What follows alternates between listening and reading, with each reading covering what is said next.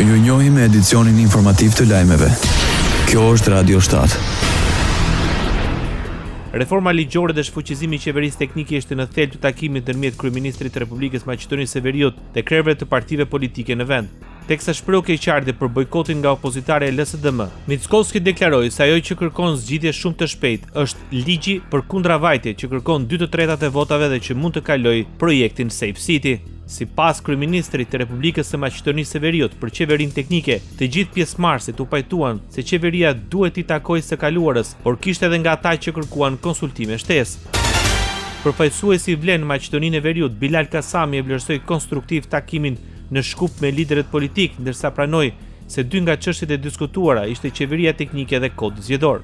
Sa i përket qeverisë teknike, që jemi që ajo zgjidhje përkohshme të largohet me mundësinë që kjo të implementohet pas këtyre zgjedhjeve, pra të mos vlej për këto zgjedhje, po për zgjedhjet më pas. Në lidhje me ndryshimet në kodin zgjedhor, shumica kërkoi që të diskutohet dhe mundësia e listave të hapura.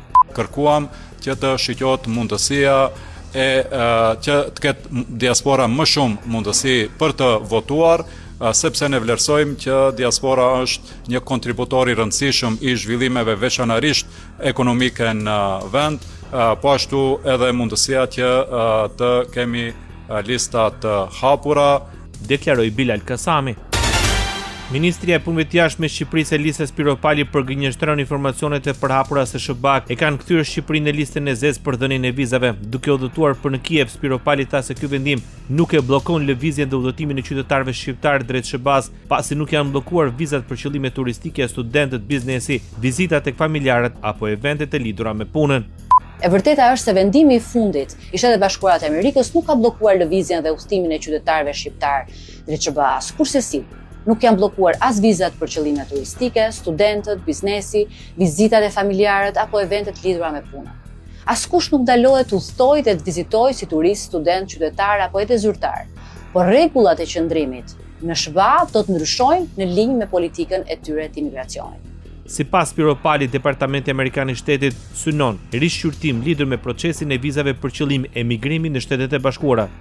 Departamenti Amerikan i Shtetit njoftoi se do të pezullohet përpunimi i vizave të imigracionit deri në rishikim zyrtar dhe ky vendim vjen si pjesë e masave të administratës amerikane për të kufizuar abuzimet me avantazhet që ofron sistemi amerikan i imigracionit. Pra shkurt dhe thjesht, vendimi nuk ka të bëjë asgjikundi me fabrikime nga më të çuditshmet për non grata imagjinare mbi Shqipërinë dhe shqiptarët. Bota. Presidentja e Komisionit Evropian Ursula von der Leyen deklaron se Groenlanda i takon popullit të saj dhe se Bashkimi Evropian respekton plotësisht vullnetin e banorëve të ishullit autonom, duke ju përgjigjur pyetjeve në një konferencë për shtyp. Ajo theksoi se Groenlanda është pjesë e NATO-s. Alianca integron interesat e gjithë aleatëve dhe Bashkimi Evropian është kontakt të vazhdueshëm me qeverinë daneze për këtë çështje, deklaroi von der Leyen.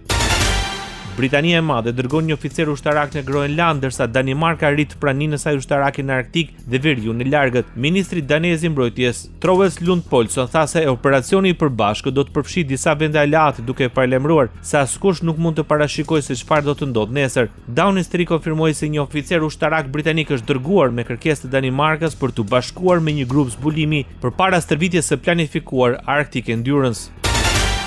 Franca do të hapë me 6 shkurt konsulatën e saj në Groenland. Paralajmërimi vjen nga Ministri i Jashtëm. Për Jean-Noël Barrot, ky veprim është një sinjal politik mbi territorin strategjik danez, të cilin presidenti i SBA-s Donald Trump është zotuar ta pushtojë. Barrot i tha transmetuesit francezë RTL se vendimi për të hapur konsulatën u mor verën e kaluar kur presidenti Emmanuel Macron vizitoi Groenlandën. Ndoqët lajmet shkurt në Radio 7, zëri pozitiv i qytetit.